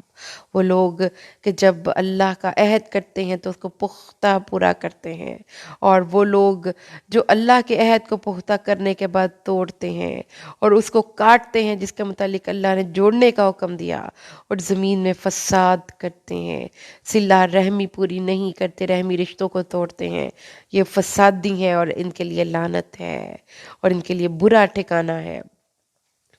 اللہ اپنے بندوں میں سے جس کا چاہتا ہے رزق کشادہ کرتا ہے، لیکن دنیا کی زندگی یاد رکھنا، اس میں فراخ نہیں کرنا، اس میں اترانا نہیں، اس میں فخر نہیں کرنا، اس میں دوسروں کو دکھاوا نہیں کرنا، اس میں کسی کو اپنے سے کمتر نہیں جاننا، اس میں سرکش نہیں ہو جانا، کیونکہ اللہ کو ایسے لوگ نہیں پسند۔ اللہ نے فرمایا مومن کی حالت بھی عجیب ہے، یا تو صبر کرتا ہے تو اجر سمیٹتا ہے، یا شکر کرتا ہے تو اجر سمیٹتا ہے، یعنی خوشی اور تنگی دونوں حالتوں میں اللہ کی رضا میں راضی رہیے، اس کو اپنی ذاتی کوشش کا نتیجہ نہ سمجھیے۔ اللہ نے فرمایا آگے چلے تو رسول صلی اللہ علیہ وسلم نے فرمایا کہ دنیا کی مثال آخرت کے مقابلے میں یوں ہی ہے جیسے سمندر کے مقابلے میں قطرہ، تو قطرے پہ نری چاہیے، اور اللہ کی طرف اپنے دل کی سب جذبات کو خالص کر لیجئے۔ اللہ فرماتا ہے کون لوگ ہیں جو اللہ یہدی الیہ من اناب، کافر گمراہ اللہ کس کو کرتا ہے؟ جو دل کی خوشی سے کفر کے راستے کا انتخاب کرتا ہے، اور جو اللہ کی طرف اپنے دل کو جھکا لیتا ہے اور اللہ کی طرف رجوع کرتا ہے، تو پھر ایسے لوگوں کو اللہ اپنی طرف آنے والا راستہ دکھاتے ہیں۔ توفیق ہدایت بھی اسی کو ملتی ہے جو اس کے لیے کوشش بھی کرتا ہے اور اس کو چوز بھی کرتا ہے، تو ہدایت طالب ہدایت کو ملتی ہے۔ ہمیشہ اچھا چوز کیجئے۔ اللہ نے فرمایا وہ لوگ جو اطمینان پاتے ہیں اللہ کے ذکر سے، یاد رکھو دلوں کا اطمینان اللہ کی یاد میں ہے، یاد رکھو دل اللہ کی یاد سے ہی مطمئن ہوتے ہیں، اللہ تعالیٰ کی یاد سے ہی دلوں کو اطمینان حاصل ہوتا ہے، اس لیے اللہ کی یاد کو ہمیشہ زندگیوں میں شامل رکھیں۔ وہ لوگ جو ایمان لائے اور نیک اعمال کیے ان کے لیے بہت بڑی خوشخبری ہے اور اچھا ٹھکانہ ہے۔ اور پھر اس کے بعد ہمارے پاس آیت نمبر 31 آ جاتی ہے جس میں کہ اللہ نے فرمایا کہ اگر کوئی قرآن ایسی کتاب، اگر کوئی ایسی معجزاتی کتاب ہوتی، علم ہوتا جس کے ذریعے ایک پہاڑ بھی اپنی جگہ سے چل پڑتے اور زمین پھٹ جاتی، کٹ جاتی، مردے کلام کرنے لگتے، تو یہ کتاب اس اہمیت کی حامل ہے، اس میں ایسی تاثیر ہے کہ یہ مردوں کو جگا سکتی ہے، یہ پہاڑوں کو چلا سکتی ہے، یہ زمین کو پھاڑ سکتی ہے۔ اس لیے اللہ تعالیٰ نے فرمایا لیکن اس کتاب کو پڑھنے والے شخصوں کو اللہ تعالیٰ کی طرف سے رحمتوں کی امید رکھنی چاہیے، سارے کام اللہ کے اختیار میں ہیں۔ تو کیا جو لوگ ایمان لائے ہیں مایوس ہو گئے ہیں؟ اگر اللہ چاہے تو سب کے سب لوگوں کو ہدایت دے دے، مایوس کیوں ہوتے ہو؟ دل کیوں چھوٹا کرتے ہو؟ ہدایت اللہ تعالیٰ نے اپنے پاس رکھی ہے، اللہ چاہتا تو سب کو ہدایت دے کر دنیا میں بھیجتا، اور جس طرح ہر چیز اللہ کی ہدایات کے مطابق عمل کر رہی ہے انسان بھی کرتے، لیکن اللہ نے ان کی آزمائش کے لیے ان کو تھوڑی دیر کے لیے فری چوائس دے دی ہے۔ اس لیے اللہ تعالیٰ نے فرمایا آگے چلیں تو ہمارے پاس آگے آ جاتی ہے آیت نمبر 33 سورۃ رعد کی، اللہ فرماتے ہیں کیا وہ جو ہر جان پر اس کا نگران ہے جو اس نے کمائی کی، اور وہ جو اس کے ساتھ نگرانی نہیں کرتا، وہ دونوں برابر ہو سکتے ہیں؟ نہیں ہو سکتے۔ اس لیے شرک سے اپنے آپ کو بچائیں، کیونکہ انسان کی سوچوں کی اصلاح کے ساتھ ہی وہ بہت آزاد ہو جاتا ہے، وہ ہر خوف سے آزاد ہو جاتا ہے۔ انسانوں کے علاوہ کسی بھی اور، اللہ کے علاوہ کسی بھی اور معبود کے خوف سے آزاد ہو جانا انسان کو طاقتور کر دیتا ہے۔ اس لیے اللہ تعالیٰ نے فرمایا کہ کافر لوگ انسانوں کو ڈرا ڈرا کر اللہ تعالیٰ کے راستے سے روک رہے ہیں۔ اللہ سے ڈرو، باقی ہر ایک خوف سے اپنے آپ کو نکال لو۔ ان کے لیے دنیا کی زندگی میں عذاب ہوگا، اور آخرت کا عذاب تو زیادہ شدید ہے۔ آیت نمبر 35 پہ آ جائیے۔ مثال اس جنت کی جو متقون سے وعدہ کیا گیا ہے، جس کے نیچے نہریں جاری ہوتی ہیں، اس کا کھانا بھی دائمی ہے اور اس کا سایہ بھی۔ جنت کا سایہ نہ گھٹے گا نہ بڑھے گا، جنت کا سایہ مستقل ہے۔ وہاں پہ کوئی سردی نہیں، وہاں پہ کوئی گرمی نہیں، وہاں پہ کوئی بھوک نہیں، وہاں پہ کوئی پیاس نہیں، وہاں پہ کوئی تکان نہیں، وہاں پہ کوئی دل ٹوٹنا نہیں۔ سلامن سلاما۔ اس کے بعد آیت نمبر 36 اللہ فرماتا ہے، اور جو لوگ جنہیں ہم نے کتاب دی وہ اس پر خوش ہوتے ہیں جو تیری طرف اتارا گیا ہے، اور کچھ گروہ وہ ہیں جو اس کے بعث کا انکار کرتے ہیں۔ یعنی نبی کریم صلی اللہ علیہ وآلہ وسلم قرآن پر عمل کرنے کے لیے کچھ لوگ تیار ہیں، کچھ لوگ تیار نہیں۔ تو آپ نے کرنا کیا ہے؟ اب پریشان نہیں ہونا کہ کچھ لوگ اس پہ عمل کیوں نہیں کر رہے، آپ اپنے کرنے کا کام کیے چلے جائیں اور ان کو ان کے حال پر چھوڑ دیں۔ کہیں کہ میں اپنے رب کے ساتھ شرک نہیں ٹھہراتا، اور نہ ہی مجھے میرا اسی کی طرف ملجا ہے اور اسی کی طرف میرا ماوا ہے۔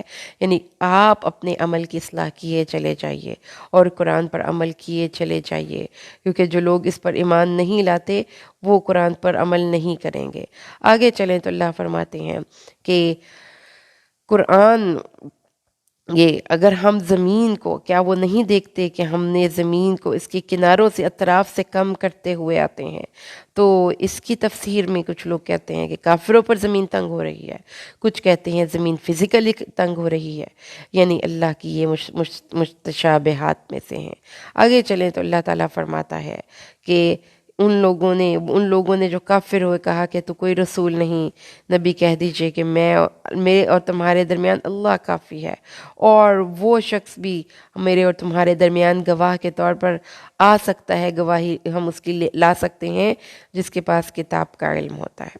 سورۃ ابراہیم پہ آ جائیے۔ سورۃ ابراہیم اللہ کے جلیل القدر نبی ابراہیم کے نام کی سورت ہے۔ حضرت ابراہیم جو کہ اللہ کے خلیل تھے، واتخذ اللہ ابراہیم خلیلا، اللہ تعالیٰ نے حضرت ابراہیم کو کیا آنر دیا، دیکھیں پڑھتے ہیں ہم۔ ایک کتاب جو ہم نے نازل کی تاکہ تم لوگوں اس کو اندھیروں سے نکال کر روشنیوں کی طرف لے آئے، اپنے رب کے حکم کے ساتھ اس اللہ کے راستے کی طرف، کس اللہ کے راستے کی طرف جو آسمان اور زمین کا حکمران ہے، بادشاہ ہے، حقیقی مالک ہے، اسی کی حکمرانی ہے، اسی کی ملکیت ہے، اسی کی وراثت ہے۔ اور کافروں کے لیے بہت بڑی تباہی ہے بڑے دن کے عذاب سے۔ ویلن، کون کافر جو دنیا کو آخرت پر فوقیت دیتے ہیں، اللہ کے راستے سے روکتے ہیں اور لوگوں کو اس میں الٹی باتوں کی طرف رہنمائی کرتے ہیں، اللہ کے راستے سے روکتے ہیں۔ یہ لوگ جو دنیا پہ ہی ریچھ جاتے ہیں اور کہتے ہیں کہ دنیا کو ہی حاصل کرو، آخرت پہ کمپرومائز کر جاؤ، اس لیے اللہ نے فرمایا یہ بہت بڑی گمراہی میں ہے۔ اور پھر موسیٰ علیہ السلام کا واقعہ کہ ہم نے اس کو کہا نکال اپنی قوم کو اندھیروں سے روشنی کی طرف، اور ان کو ایام اللہ کے دنوں کے بارے میں یاد دلا، جو اللہ کے مخصوص دن ہیں جن پہ کہ ان کو اللہ کو یاد کرنا چاہیے۔ اس میں ہر ایک صبر کرنے والے، شکر کرنے والے کو اللہ تعالیٰ نے اس کے لیے ایک نصیحت ہے، حضرت ابراہیم علیہ السلام۔ اور اللہ نے فرمایا کہ وَإِذْ تَأَذَّنَ رَبُّكُمْ لَئِن شَكَرْتُمْ لَأَزِيدَنَّكُمْ وَلَئِن كَفَرْتُمْ إِنَّ عَذَابِي لَشَدِيدٌ۔ جب تیرے رب نے پروکلیم کر دیا، آگاہ کر دیا، اعلان کر دیا کیا کہ اللہ کی نعمتوں کا شکر ادا کرنا ہے. زبان شکر دراصل ایک زبانی کام نہیں ہے. شکر زبانی کام اس وقت ہے جب آپ کی سوچ کی اصلاح ہو جاتی ہے. شکر ایک سوچنے کا انداز ہے. شکر ایک لائف سٹائل ہے. آپ اللہ کی ہر نعمت کو سنبھال کر قدر کے ساتھ استعمال کریں, اس کا فائدہ دوسروں کو بھی پہنچائیں اور اس کو اپنے فائدے کے لیے بھی استعمال کریں. اس کو اسی طرح سے استعمال کریں جیسا کہ اللہ رب العزت نے حکم دیا, اور اس کو ضائع ہونے سے بچائیں. اور جب آپ یہ سب کر لیں گے پھر زبان سے الحمدللہ کا ورد پڑھیں. صرف زبانی الحمدللہ پڑھ لینا شکر نہیں ہے. اور اگر تم کفر کرو گے یعنی ناشکری کرو گے تو اللہ کا عذاب بڑا سخت ہے. تو جو نعمت ایک عظیم ہمیں قرآن کی صورت میں ملی, ہم نے اس پر عمل بھی کرنا ہے, اس کو خود بھی رکھنا ہے, اس کے حکم کے مطابق اس کی مخلوق کو بھی دینا ہے. یہی شکر ہے. اور جو شکر کرتا ہے یعنی اپنی نعمت کی حفاظت کرتا ہے تو اللہ اس کو اور دیتا ہے. آگے نبیوں کا ذکر ہے. نبی موسیٰ نے کہا کہ کفر کرو گے تو اللہ کا کیا بگاڑ لو گے؟ اللہ تعالیٰ تو بے نیاز ہے جہان کے تمام لوگوں سے. نہ تم اللہ کو کوئی فائدہ پہنچا سکتے ہو نہ تم نقصان پہنچا سکتے ہو. اور پھر اللہ نے فرمایا کہ نوح کی, عاد کی, سمود کی سب لوگوں کی خبریں آئی ہیں. ان کی مشترکہ کیریکٹرائزیشن کیا ہے کہ انہوں نے نبیوں کا مذاق اڑایا تھا, انہوں نے تکبر کیا تھا, انہوں نے شک کیا تھا, اور انہوں نے کہا تھا کہ زمین و آسمان کے مالک کے بارے میں شک ہے. تو جس کے دل میں شک آ جاتا ہے اس میں ایمان نہیں آ سکتا. اس لیے ان کے نبیوں نے کہا کہ اللہ کے پاس آؤ, اسے استغفار کرو, اپنے گناہ بخشواؤ. تو کہنے لگے کہ دیکھو یہ جو باتیں تم ہمیں کر رہے ہو, پہلے تو ہمیں تمہارے اپنے کردار میں شک نظر آتا ہے. ہم ڈاؤٹ میں ہیں کہ تمہیں کہیں اللہ نے رسول بنا کر بھیجا بھی ہے کہ نہیں ہے. تو جو شک ہے وہ بھی شیطان کے حملوں میں سے ایک بہت بڑا حملہ ہے. جس کے دل میں شک آ جائے, جس کو یقین مل جاتا ہے, اس کو یقین مانے بہت بڑی دولت مل گئی. اور پھر رسولوں نے ان سے کہا کہ دیکھو ہم اللہ کے بھیجے گئے ہیں اور ہم تم پر اللہ کی شریعتیں لائے ہیں, تو اللہ پر بھروسہ رکھو. اور ہم بھی اللہ پر بھروسہ رکھتے ہیں اور ہم صبر بھی کرتے ہیں.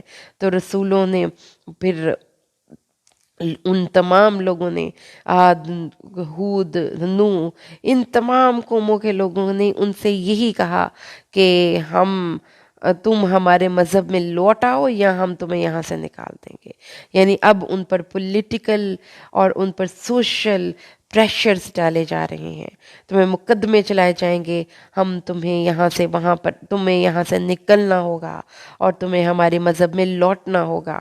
پھر اللہ تعالیٰ نے کہا کہ زندگیاں, اسٹرگلز کا اینڈ دیکھو, دیکھو کہ کس طرح ظالم لوگوں کی اینٹ سے اینٹ بجائی گئی, ان کی جڑ کاٹ دی گئی, اور ان کے بعد ان لوگوں کو زمین میں اللہ نے آباد کیا جو نیک تھے, لیکن ان نیکوں نے جب برائی کی تو ان کو بھی تباہ و برباد کر دیا گیا.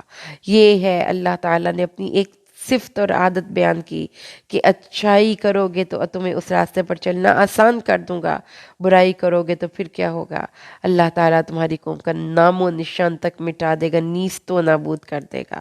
اور انہوں نے فرمایا کہ ان کے پیچھے دوزخ ہے اور ان کو پیپ والا پانی, ایسا پانی جس میں پیپ کی آمیزش ہوگی اور وہ سخت کھولتا ہوگا, اس کو وہ پلایا جائے گا اور وہ اس کو گھونٹ گھونٹ کر کے پیے گا. اس کو پینے کے قابل نہ ہوگا کہ اس کو حلق سے اتار سکے. اس کے پاس ہر طرف سے موت آ رہی ہوگی, یعنی اس طرح کی کنڈیشن ہوگی جیسے قریب المرگ شخص کی ہوتی ہے.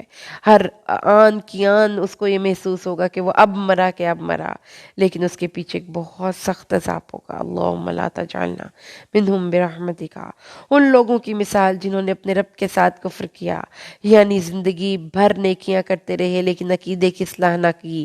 کچھ نیکیاں اپنے بیگ میں جمع کر کے لے کر جائیں گے نا جب اللہ کے پاس, تو اللہ ان نیکیوں کو تباہ کر دے گا. ہر محنت اور ہر کوشش ضائع ہو گئی. جس دن سخت آندھی کے دن والے دن آندھی چلی تو کہیں پہ راکھ پڑی ہوئی تھی, وہ راکھ اڑ گئی. ان کے اعمال یوں اڑ جائیں گے, پراگندہ ہو جائیں گے. ان کے اعمال پر, ان کو ایک عمل پر بھی اللہ کے سامنے ثواب کلیم نہیں کر سکیں گے. جو کمایا انہوں نے بہت برا کمایا, کیونکہ جب درخت اگانا ہے تو پہلے بیج پر کام کرو کرو. بیج ایمان کا ہوگا تو درخت پھل پھول دے گا. ایمان کا بیج نہیں تو سب مایا ہے. ہر عمل برباد ہے. قرآن کہتا ہے، یہ میں نہیں کہہ رہی. فیصلہ کر لیجئے کہ آپ نے کرنا کیا ہے. کیا تو نے نہ دیکھا اللہ نے پیدا کیا زمین و آسمان کو، اگر چاہے تو تم کو لے جائے اور ایک نئی خلقت میں پیدا کرے، اور اللہ پر یہ آسان نہیں ہے. پھر آگے 21 آیت پہ آ جائیے، سورۃ ابراہیم.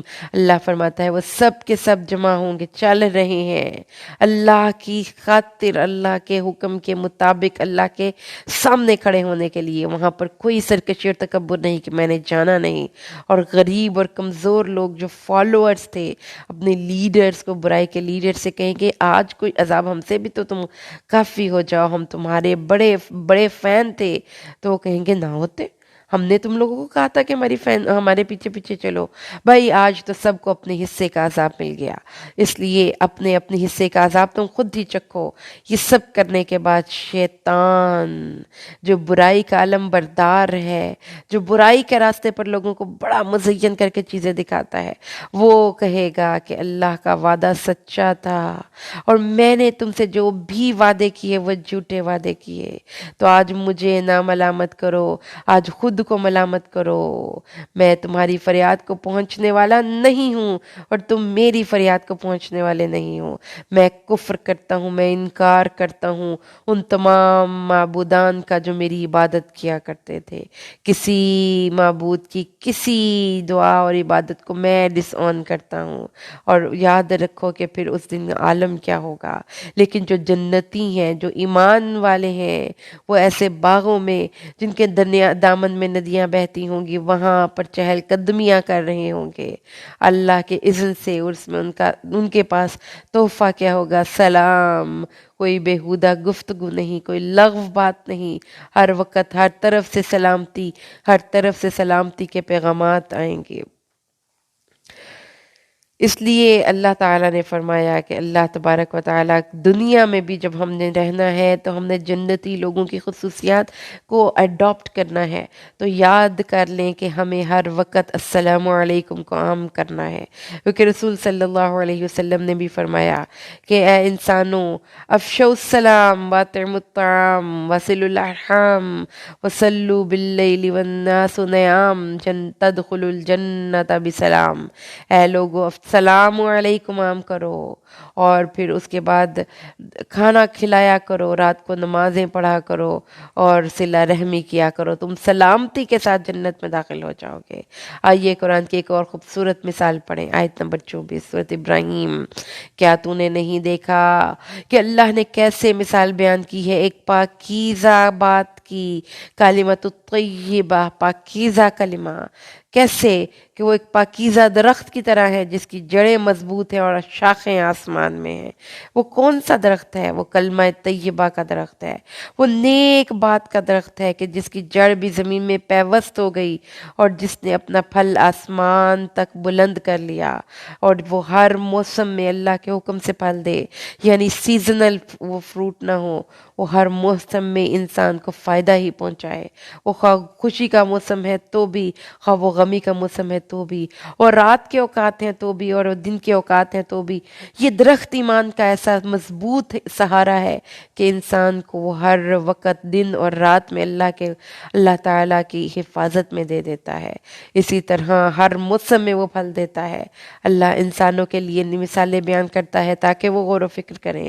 اور خبیث درخت کی مثال، خبیث بات کی مثال، ردی کانٹینٹ اور ردی ناکارہ بات کی مثال ایک ایسے درخت جیسی ہے جس کو زمین کے اوپر سے ہی اکھاڑ کر پھینک دیا جائے اور وہ بالکل کسی طریقے سے اس چیز پر قدرت نہیں رکھتے. تو اللہ ثابت قدم رکھتا ہے جس کو چاہتا ہے، قول ثابت سے دنیا کے زندگی میں بھی اور آخرت میں بھی، اور اللہ ظالموں کو گمراہ کرتا ہے اور اللہ تعالیٰ جو چاہتا ہے وہ کرتا ہے.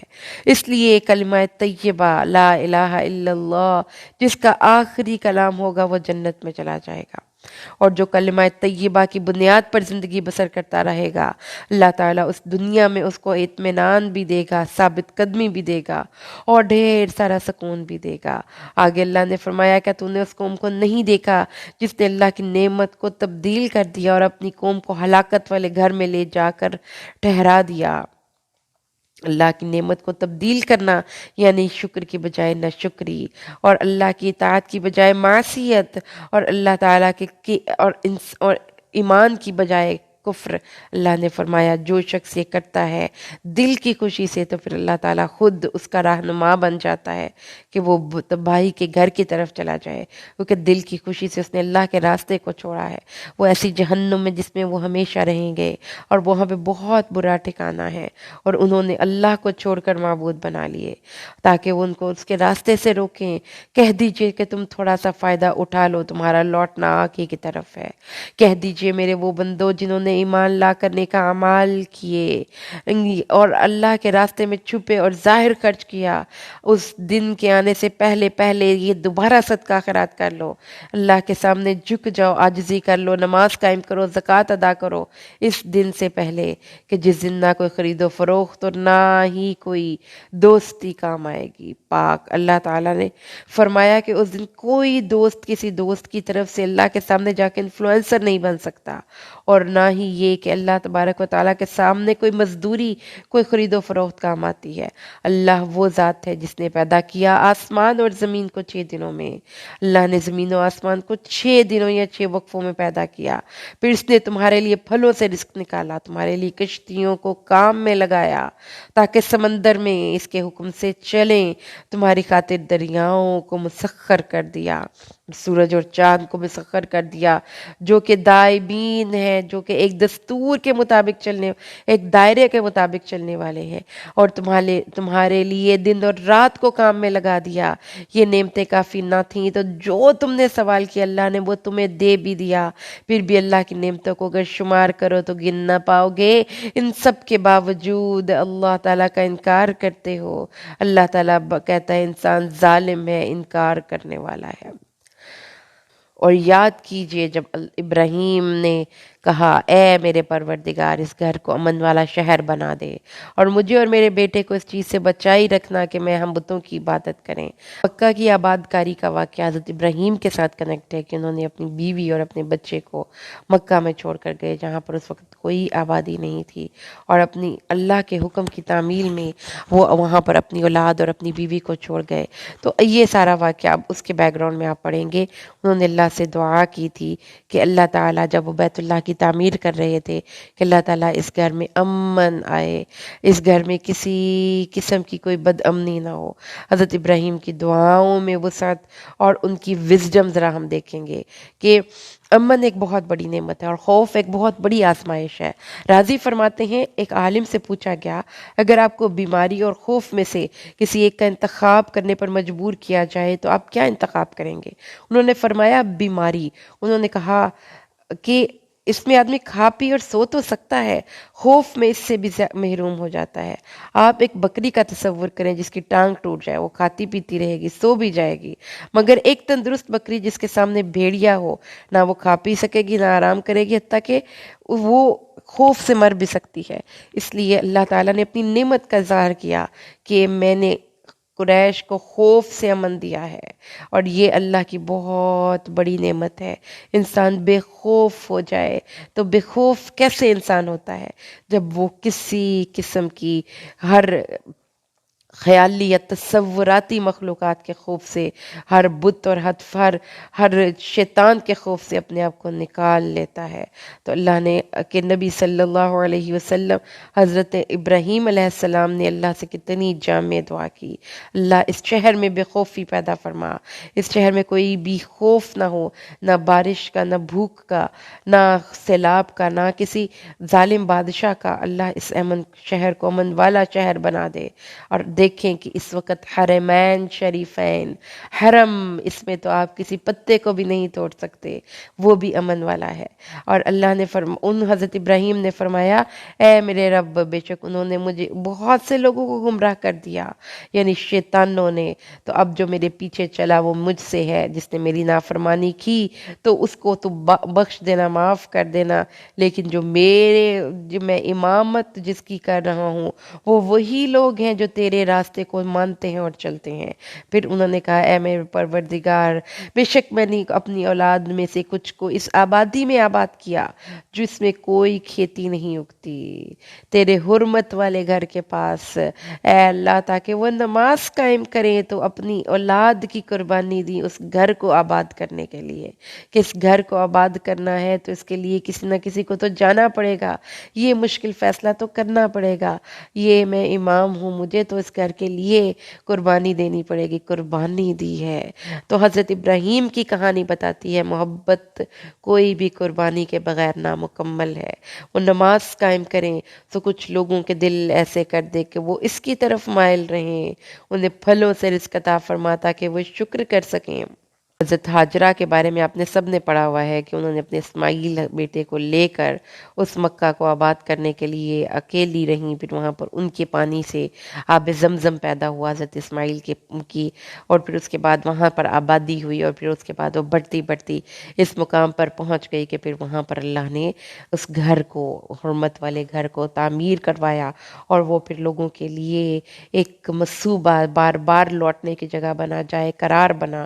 اور پھر اس کے بعد انہوں نے فرمایا کہ یہ ساری اب حرمت والا جو گھر ہے اس میں شکار کرنا، درخت کاٹنا حرام ہے، اس گھر کی عزت اللہ نے اپنے ذمہ لی ہے، یہ حرم ہے، وہاں پر کوئی بھی انسان ہے، اس وقت اس نے رسول وہاں پر جا کر ایکسٹرنل بھی اور انٹرنل بھی امن ہی امن ہے۔ انہوں نے کہا اے ہمارے پروردگار، تو جانتا ہے، تو جانتا ہے، اور پھر اس کے بعد اللہ اس کے دل، اس پر لوگوں، اس پر اپنی طرف سے ایسی محبت داخل فرما دے کہ لوگوں کے دل اس کی طرف کھچے چلے آئیں۔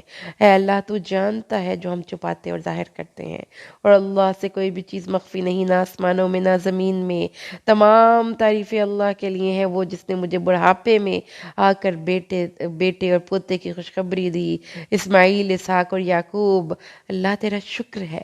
حضرت ابراہیم کا چیزوں کو دیکھنے کا انداز دیکھیے، کس طریقے سے وہ چیزوں کو لے رہے ہیں۔ وہ جو ایک پھل ہوتا ہے نا، ہم گلا سڑا اس کا جو پارٹ ہوتا ہے اس کو اتار کر پھینک دیتے ہیں اور خوب مزے سے اس کا اچھے والا پارٹ انجوائے کرتے ہیں۔ حضرت ابراہیم نے بھی اپنی سچویشن میں آزمائش والے، اس تکلیف والے مومنٹس کو نکال دیا ہے، اور دعاؤں میں اللہ کی عطاؤں کا ذکر کیا ہے۔ اللہ تیرا شکر ہے، تو نے مجھے میرے بچے عطا کیے۔ یہ نہیں کہا کہ میں اتنا عرصہ بغیر اولاد کے رہا، فرمایا شکر ہے بڑھاپے میں ہی صحیح اولاد تو ملی، اے میرے پروردگار مجھے اور میری اولاد کو نماز قائم کرنے والا بنا دے۔ تو دیکھیں کہ باپ کا کتنی بڑی اللہ کی نعمت ہے کہ حضرت ابراہیم علیہ السلام اللہ سے دعا کی، اور جب بڑھاپے میں اولاد ملی تو ان کے لیے دعائیں کر رہے ہیں، اور کیا کہہ رہے ہیں کہ ان کو بینک بیلنس کاریں، کوٹیاں ملیں، ان کو چاند سے بہو ملے، نہیں، اللہ میرے بچوں کو نمازی بنا دے اللہ، تاکہ وہ تیری، اے ہمارے پروردگار، اور ہماری دعائیں قبول فرما، اے ہمارے پروردگار مجھے، میرے والدین اور سب مومنین کو اس دن کے لیے آپ ان کو بخش دے جس دن حساب قیامت قائم ہوگی۔ تو یہ دعائیں ہیں جن کو اپنی دعاؤں میں شامل کیجئے۔ حضرت سورۃ ابراہیم آیت 42، اللہ کو غافل نہ سمجھو اس عمل سے جو ظالم عمل کر رہے ہیں، ہم ان کو مؤخر کیے دے رہے ہیں اس دن جس دن آنکھیں چڑھ جائیں گی، آنکھیں پھٹی کی پھٹی رہ جائیں گی، آنکھیں کھلی کی کھلی رہ جائیں گی۔ کیا کر رہے ہوں گے؟ وہ دوڑتے ہوں گے سروں کو اوپر اٹھائے، اور ان کی نگاہ ان کی طرف نہیں لوٹیں گی، اور ان کے دل مارے دہشت کے ہوا ہو رہے ہوں گے، ان کے دل مارے دہشت کے ہوا ہو رہے ہوں گے، اور لوگوں کو ڈرا اس دن سے جس دن ان کے پاس عذاب آئے گا تو ان کے خوف کو چینلائز کرو، ان کو دنیا کی زندگی میں فقر و فاقہ کا خوف نہ ہو، ان کو کسی ظالم ان کو جابر بادشاہ کی ظلم کا خوف نہ ہو، ان کو خوف ہو تو یہ ہو کہ کہیں ہم اپنے ایمان کا سودا کر کے دنیا سے نہ چلے گئے تو ایک گھاٹے کا سودا ہوگا، ہمیں اس دن پھر اللہ کے سامنے کھڑا ہو کر شرمندہ ہونا پڑے گا، پھر ہمیں عذاب برداشت کرنا پڑے گا۔ بس کہا ان لوگوں نے جنہوں نے ظلم کیا ہے ہمارے پروردگار ہمیں ڈھیل دے دے ایک وقت مقرر تک، ہم تیری دعوت قبول کریں، تیرے رسولوں کی پیروی کریں۔ اب کہیں گے جس دن ان کو عذاب نظر آئے گا تو اللہ فرمائے گا پہلے قسمیں نہیں کھاتے تھے کہ ہماری نعمتوں کو، ہماری طاقتوں کو، ہماری اقتدار کو زوال نہیں، تو اب کیوں میرے سامنے بیٹھ کر رو رہے ہو؟ اور تم کو ان مسکنوں میں بسایا تھا جنہوں نے ظلم کیا تھا، تم نے آنکھیں کھول کے دیکھا نہیں تھا کہ ان بستیوں میں تم سے پہلے جو آباد تھے وہ کیوں برباد ہوئے تھے، ان کی آبادی بربادی میں بدلی کیوں تھی؟ اس لیے انہوں نے بڑے بڑے مکر کیے اور اللہ تعالیٰ نے ان کے مکروں کو تباہ و برباد کر دیا۔ اس لیے یاد رکھنا بڑے دن کے لیے بڑا سٹیج تیار کیا جائے گا۔ وہ بڑا دن کیسا دن ہوگا جس دن اللہ خود جلوہ افروز ہوگا، جب اس کے فرشتے آ رہے ہوں گے، زمین دوسری زمین کے ساتھ بدل دی جائے گی، آسمان اللہ تعالیٰ اپنے ہاتھوں میں پکڑ لے گا، ہر بلندی اور ہر پستی کو اللہ برابر کر دے گا، بڑا سٹیج تیار ہو گیا اور سب انسانوں کو لا کر کھڑا ہونا پڑے گا، کوئی کرسی نہیں، کوئی پنڈال نہیں، زمین پہ بھی نہیں بیٹھ سکتے، کھڑے رہو۔ اس 50,000 سال کے دن میں صرف ان کو کرسیاں ملیں گی جو اہل قرآن ہوں گے، جو آپس میں اللہ کے لیے محبت کرتے ہوں گے، کیونکہ اللہ کے نبی نے فرمایا ہے کہ الماہر بالقرآن مع السفرۃ الکرام البررہ، اس دن جب سب سوار نیزے کے سورج کے نیچے کھڑے ہوں گے، اس دن اہل قرآن کو اللہ تعالیٰ معزز لکھنے والے فرشتوں کا ساتھ نصیب کریں گے، ان لوگوں کو ساتھ نصیب کریں گے جو کہ اللہ کے خوف سے آنکھوں سے آنسو بہاتے تھے، اپنے عرش کا سایہ نصیب کریں گے، ان کو کرسیاں بھی ملیں گی، ان کو پانی بھی ملے گا۔ وہ ہے وہ دن کہ جس دن اللہ نے بتایا، اور تو اس دن مجرمین کو دیکھے گا کہ کئی کئی مجرم کئی ایک ہی زنجیر میں جکڑے ہوئے ہوں گے، اور پھر اللہ تعالیٰ فرماتا ہے ان کے قمیضیں گندک کی ہوں گی اور ان کے چہروں پر آگ لپٹ رہی ہوگی۔ اس لیے یہ ایک پیغام ہے جو اللہ کہتا ہے لوگوں کو پہنچا دو کہ جو اللہ سے ڈرتا ہے اللہ تعالیٰ اس کے لیے دنیا اور آخرت میں بھلائیوں کے دروازے کھولتا ہے۔ یہ پیغام ہے جس کے ذریعے اللہ کا پیغام لوگوں تک پہنچ جائے، لوگوں کو علم ہو جائے کہ عبادت اللہ کی کرنی ہے، اور عقل والے اس کو پکڑ کر سمجھ کر نصیحت حاصل کریں۔ الحمدللہ ہماری سورۃ ابراہیم مکمل ہوئی ہے۔ اللہ سے دعا کرتے ہیں اللہ قرآن کو صحیح معنوں میں سمجھ کر پڑھنے اور عمل کرنے کی ہمیں توفیق نصیب فرمائے۔ 13ویں پارے کا دورہ مکمل ہوا الحمدللہ الحمدللہ۔ بارک اللہ لی ولکم فی القرآن الحکیم ونفعنی وإیاکم بالآیات والذکر الحکیم۔ السلام علیکم۔